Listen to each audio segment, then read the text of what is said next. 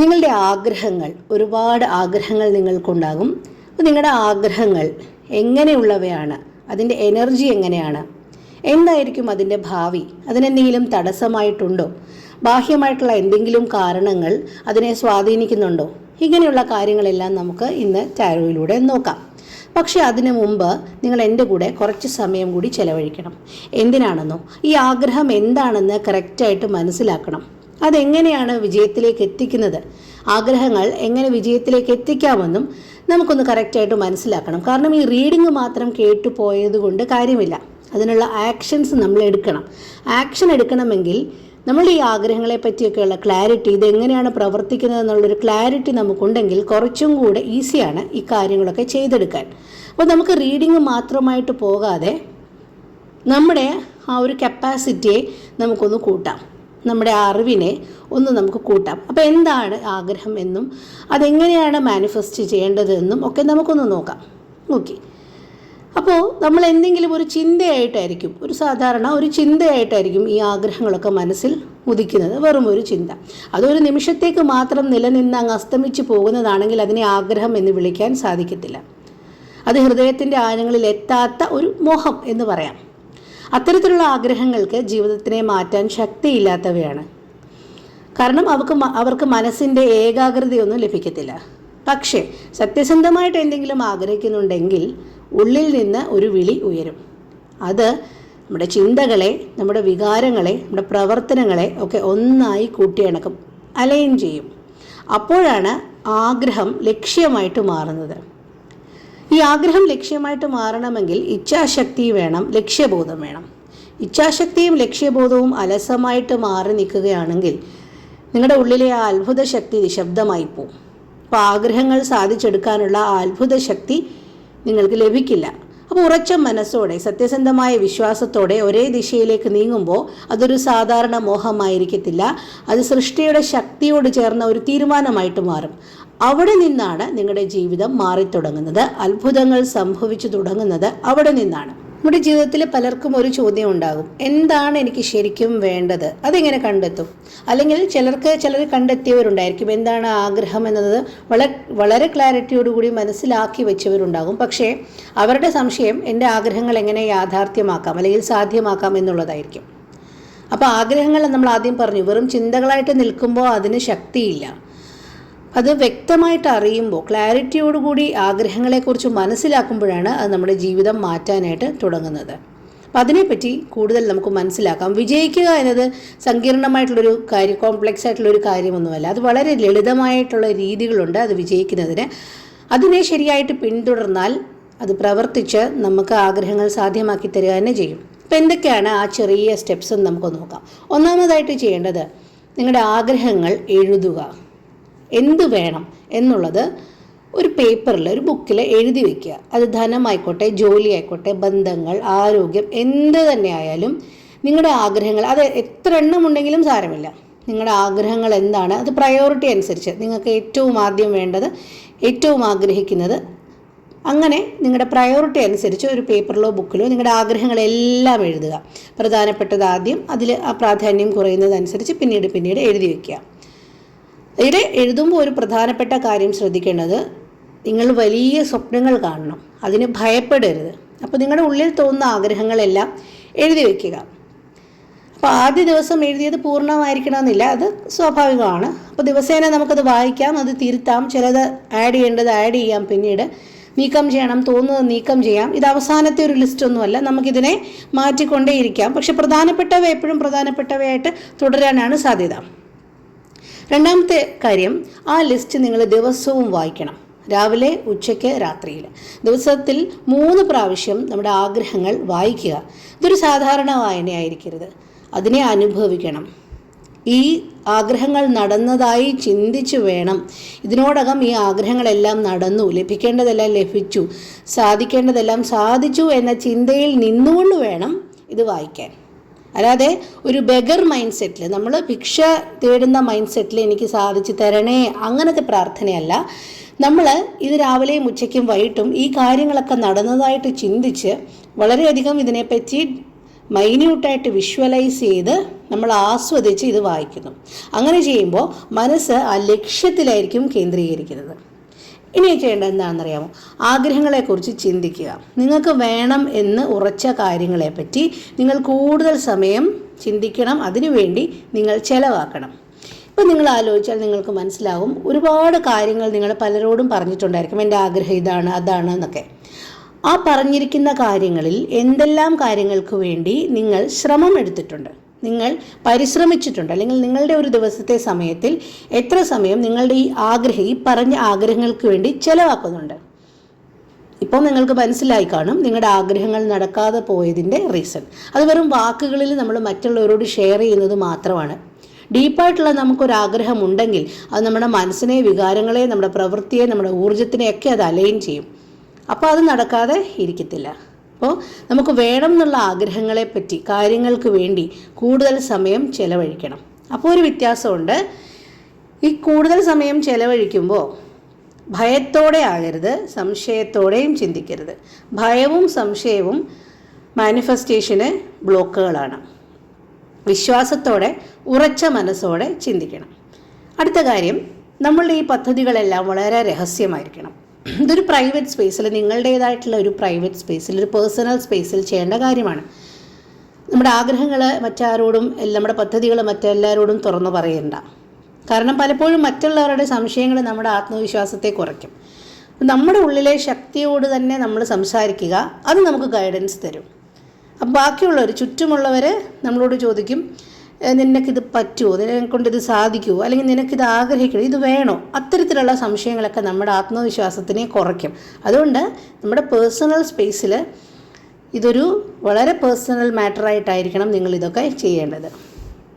ഇനി അടുത്ത കാര്യം, എങ്ങനെ നടക്കുമെന്ന് ചിന്തിക്കേണ്ട കാര്യമേ ഇല്ല. കാരണം പലർക്കും ഒരു സംശയം ഉണ്ടാകും, നമ്മൾ ഈ എഴുതി വെച്ച ലിസ്റ്റ് എടുത്ത് വെച്ചിട്ട് നോക്കുമ്പോൾ ഇതൊക്കെ എങ്ങനെ സാധിക്കും എന്നുള്ളത്. കാരണം അത് നമ്മുടെ ഒരു ലിമിറ്റഡ് ആയിട്ടുള്ള ലോജിക്കിൽ നിന്ന് നമ്മൾ ആലോചിക്കുന്നത് കൊണ്ടാണ് ഇതൊക്കെ നടക്കാൻ വളരെ പ്രയാസമാണെന്ന് നമ്മൾ തിങ്ക് ചെയ്യുന്നത്. ഇതൊന്നും അസാധ്യമായ കാര്യമേ അല്ല. ഇനി ഇതൊക്കെ സാധിച്ചു തരിക എന്നുള്ളത് നമ്മുടെ ജോലിയുമല്ല, അത് മനസ്സിലാക്കണം. ഒരു വിത്ത് നട്ടാൽ അതെങ്ങനെയാണ് വളരുന്നത്? നമ്മൾ അതിന് വേണ്ട ആവശ്യമുള്ള വളവും വെള്ളവും ഒക്കെ കൊടുക്കും.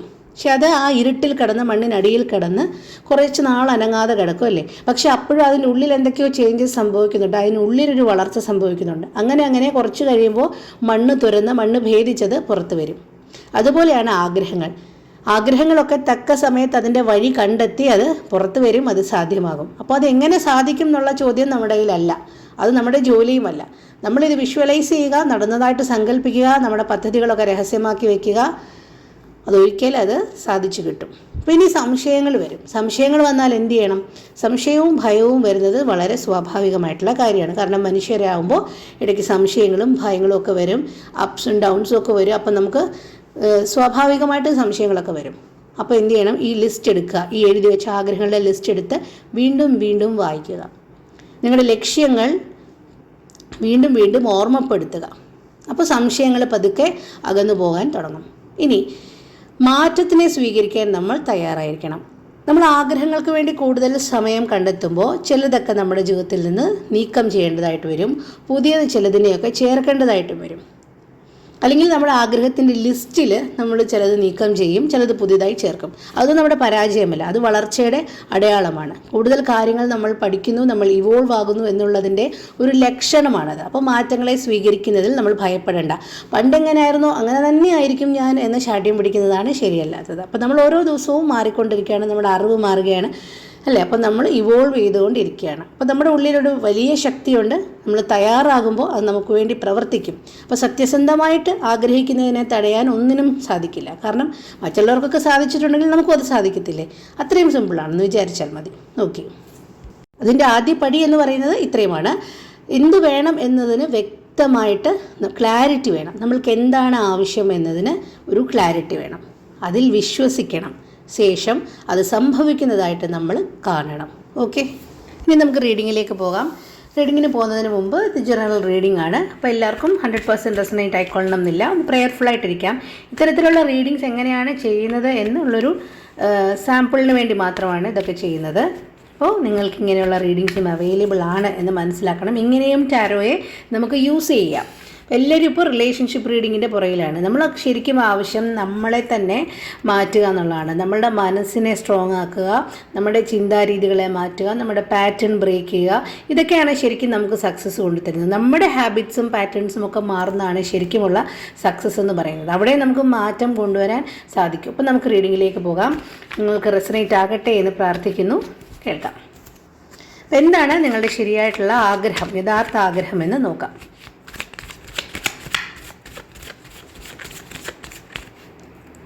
ഓക്കെ, 7 ഓഫ് പെൻറ്റക്കിൾസ് ആണ്. 7 ഓഫ് പെൻറ്റക്കിൾസ് നിങ്ങൾക്ക് ഒരു സ്റ്റേബിളായിട്ടുള്ളൊരു ഗ്രോത്ത്, അതായത് ജീവിതത്തിലൊന്ന് സെറ്റിലാകണം എന്ന ആഗ്രഹമുള്ള ആൾക്കാരാണ്. അപ്പോൾ അങ്ങനെ ലോങ് ടേം ഗ്രോത്ത് ആണ് നിങ്ങളുടെ ആഗ്രഹം. അല്ലാതെ എന്തെങ്കിലും ഒരു ചെറിയ നിസ്സാര കാര്യം സാധിച്ചെടുക്കുക എന്നുള്ളതല്ല. ജീവിതത്തിലൊരു സ്റ്റെബിലിറ്റി വേണം, ഒന്ന് സെറ്റിലാകണം എന്നുള്ളതാണ് നിങ്ങളുടെ ആഗ്രഹം. നിങ്ങൾ ഓൾറെഡി അതിനുവേണ്ടി ഒരുപാട് എഫേർട്ടുകൾ ഇട്ടിട്ടുണ്ട്. ഇനിയൊക്കെ അതിൻ്റെ ഫലം കാത്തിരിക്കുന്ന ഒരവസ്ഥയിലാണ്. അപ്പോൾ നിങ്ങൾക്ക് ഒരു സീരിയസ് ആയിട്ടുള്ളൊരു ആഗ്രഹം, ഒരു സീരിയസ് ഇൻറ്റൻഷൻ ഉള്ളൊരു വ്യക്തിയാണ്. എന്താണ് ഇതിന് ബ്ലോക്കായിട്ട് നിൽക്കുന്നത് നോക്കാം.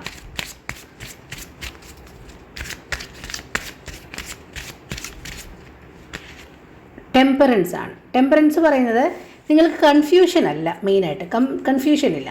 കൺഫ്യൂഷനെക്കാട്ടിലും നിങ്ങൾ ഒത്തിരി അഡ്ജസ്റ്റ് ചെയ്യുക, ഓവർ അഡ്ജസ്റ്റ്മെൻറ്റ്. ഒരുപാട് കാര്യങ്ങൾ ഒരു സമയത്ത് ബാലൻസ് ചെയ്യാൻ ശ്രമിക്കും. അതുകൊണ്ട് തന്നെ ഒരുപാട് കാര്യങ്ങൾ ഒരേ സമയത്ത് ബാലൻസ് ചെയ്യാൻ ശ്രമിക്കുമ്പോൾ നമുക്ക് പല കാര്യങ്ങളുമുള്ള ക്ലാരിറ്റി നഷ്ടപ്പെടും. അപ്പോൾ അതുകൊണ്ട് എല്ലാം ബാലൻസ് ചെയ്യാൻ ശ്രമിക്കുന്നതിനെക്കാട്ടിലും നിങ്ങൾക്ക് ഏറ്റവും പ്രധാനപ്പെട്ട കാര്യം ഒരു ഡിറക്ഷൻ നിങ്ങൾ ചൂസ് ചെയ്യണം, അതിൽ നിങ്ങൾ സ്റ്റിക്ക് ഓൺ ചെയ്യണം എന്നുള്ളതാണ്. അപ്പോൾ ടെമ്പറൻസ് ആണ് നിങ്ങൾക്ക് ബ്ലോക്കായിട്ട് വന്നത്. അതായത് ഒരുപാട് അഡ്ജസ്റ്റ്മെൻറ്റ്, ഓവർ അഡ്ജസ്റ്റ്മെൻറ്റ്, അല്ലെങ്കിൽ ഒരുപാട് അങ്ങ് ബാലൻസ് ചെയ്യാൻ ശ്രമിക്കുന്നതാണ് നിങ്ങളുടെ പ്രശ്നം.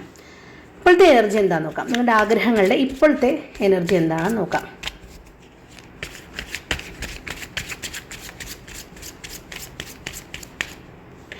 പേജ് ഓഫ് കപ്സ് ആണ്. പേജ് ഓഫ് കപ്സ് ഒരു പുതിയ ഐഡിയ അല്ലെങ്കിൽ പുതിയ ഓപ്പർച്യൂണിറ്റിയെ കാണിക്കുന്നു. നിങ്ങളൊരു ക്രിയേറ്റീവ് ഫീൽഡിലോട്ട് ചിലപ്പോൾ നിങ്ങൾക്ക് ആഗ്രഹം ഉണ്ടാകാം, അല്ലെങ്കിൽ കമ്മ്യൂണിക്കേഷനുമായിട്ട് ബന്ധപ്പെട്ട എന്തെങ്കിലും കാര്യങ്ങൾ ചെയ്യണം എന്നുണ്ടാകാം, അല്ലെങ്കിൽ എന്തെങ്കിലും പുതിയ കാര്യങ്ങൾ പഠിക്കണം എന്നുള്ളത് കാണാം, അല്ലെങ്കിൽ കോണ്ടന്റ് ജനറേഷൻ, അങ്ങനത്തെ എന്തെങ്കിലുമൊക്കെ കാര്യങ്ങൾക്ക് നിങ്ങൾക്ക് ആഗ്രഹം ഉണ്ടായിരിക്കും. അപ്പോൾ അതായത് നിങ്ങളുടെ ഒരു ഫ്രഷ് സ്റ്റാർട്ട് എനർജി നിങ്ങളുടെ അടുത്തുണ്ട്, ഒരു ബിഗിനർ ലെവൽ എനർജി ഉണ്ട് എന്നുള്ളതാണ്. അപ്പോൾ നിങ്ങൾക്ക് പുതിയതായിട്ട് പല കാര്യങ്ങൾ പഠിക്കാനും പുതിയ ഒരു സ്കില്ല് പഠിക്കാനും ഒക്കെയുള്ള ഒരു ഓപ്പർച്യൂണിറ്റി, അതിലാണ് നിങ്ങളിപ്പോൾ നിൽക്കുന്നത്. എന്താണ് നിങ്ങളുടെ സ്ട്രെങ്ത് എന്ന് നോക്കാം.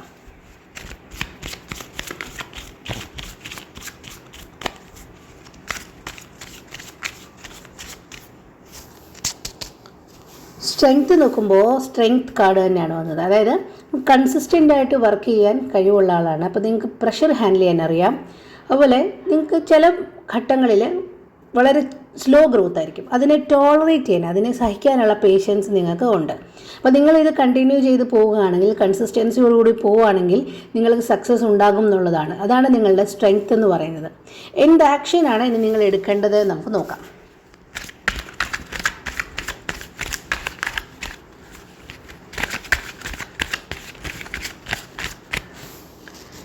എയ്റ്റ് ഓഫ് സോർട്സ് ആണ്. അതായത് നിങ്ങളുടെ ഏറ്റവും വലിയൊരു ബ്ലോക്ക് എന്ന് പറയുന്നത് നിങ്ങൾക്ക് നിങ്ങളെ തന്നെയുള്ള സംശയമാണ്, ഭയവും. അപ്പോൾ ഈ ജോലി ഇതെനിക്ക് ഹാൻഡിൽ ചെയ്യാൻ പറ്റുമോ, ഇത് ചെയ്യാനുള്ള സ്കിൽ എനിക്കുണ്ടോ, അങ്ങനത്തെ ഒരു മൈൻഡ് സെറ്റ് ഉണ്ട്. അത് നിങ്ങളുടെ വളർച്ചയെ ബ്ലോക്ക് ചെയ്യുന്നുണ്ടെന്നുള്ളതാണ്. നിങ്ങൾക്ക് സ്ട്രെങ്ത് കാർഡ് വന്നിട്ടുണ്ട്. അപ്പം നിങ്ങൾക്ക് പ്രഷർ ചെയ്യാൻ, ഹാൻഡിൽ ചെയ്യാൻ കഴിവുള്ള ആളാണ്. നിങ്ങൾ ആ പതുക്കെയുള്ള നിങ്ങളുടെ ഗ്രോത്തിനെ ജീവിതത്തിൽ പല ഘട്ടത്തിലും നിങ്ങൾ മറ്റുള്ളവരെക്കാട്ടിൽ ഒരുപാട് ഇഴഞ്ഞ് നിങ്ങളുടെ ജീവിതം പോകുന്ന പോലെ തോന്നും. അതായത് ചില സമയത്ത് ജീവിതത്തിൽ ഒരു പ്രോഗ്രസ്സും ഇല്ലാന്ന് തോന്നും, വെറുതെ ഇങ്ങനെ ഒരു പ്ലെയിനായിട്ട് പോകുന്ന പോലെ തോന്നും. ആ ഘട്ടമൊക്കെ നിങ്ങൾ എഫക്റ്റീവായിട്ട് ഹാൻഡിൽ ചെയ്തിട്ടുണ്ട്, ആ പ്രഷറുമൊക്കെ നിങ്ങൾ ഹാൻഡിൽ ചെയ്ത് പോന്നിട്ടുണ്ട്. അപ്പം നിങ്ങളുടെ ഉള്ളിൽ ആ സ്ട്രെങ്ത് ഉണ്ട്. പക്ഷേ അപ്പോഴും ഒക്കെയും നിങ്ങളുടെ ഉള്ളിലൊരു സംശയമുണ്ട് എപ്പോഴും, എനിക്ക് അത് ഹാൻഡിൽ ചെയ്യാൻ അല്ലെങ്കിൽ അക്സെപ്റ്റ് ചെയ്യാൻ പ്രയാസമുണ്ടോ, എനിക്കതിനുള്ള സ്കില്ലുണ്ടോ എന്നൊക്കെയുള്ളൊരു ചിന്തകൾ നിങ്ങളുടെ ഉള്ളിൽ എപ്പോഴും പോകുന്നുണ്ട്. അപ്പോൾ റിസ്ക് വരുന്നത് അക്സെപ്റ്റ് ചെയ്യുക എന്നുള്ളതാണ്, നിങ്ങളുടെ ആത്മവിശ്വാസം കൂട്ടുക എന്നുള്ളതാണ്, കംഫർട്ട് സോൺ വിട്ട് നിങ്ങൾ പുതിയ കാര്യങ്ങൾ ട്രൈ ചെയ്യുക എന്നുള്ളതാണ് നിങ്ങളുടെ ഒരു എന്താണ് ചെയ്യേണ്ടത് നമ്മൾ നോക്കിയപ്പോൾ വന്നത്. ഹിഡൻ ആയിട്ടുള്ള എന്തെങ്കിലും ഫാക്ടർ ഉണ്ടോ എന്ന് നമുക്ക് നോക്കാം. ഹിഡൻ ഫാക്ടർ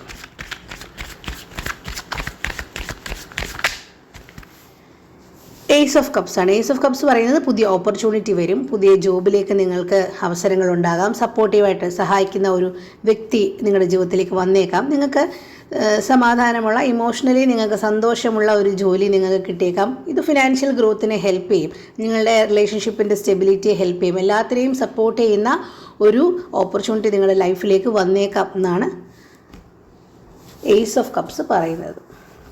ഇനി ഇതൊക്കെ ഫോളോ ചെയ്താലുള്ള ഔട്ട്കം എന്താണെന്ന് നോക്കാം.